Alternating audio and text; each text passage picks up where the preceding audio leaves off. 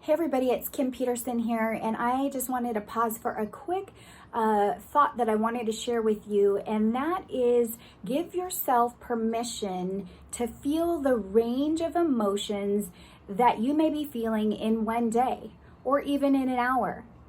You see, we as a nation are collectively and as a world are dealing with some current events that are calling unto our emotions. They are challenging our thoughts and our belief systems. And the reality is that in order for us individually to heal through those feelings, we have to sit with them and go through them so that we can integrate our whole selves and move forward in whatever ways that looks for the next hour of the day, or for tomorrow, or for an empowered future.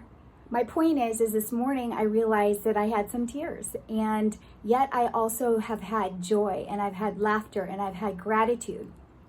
So give yourself permission to sit with yourself and be where you are, because we know enough to know that shoving our feelings and emotions underneath the rug just prolongs our healing.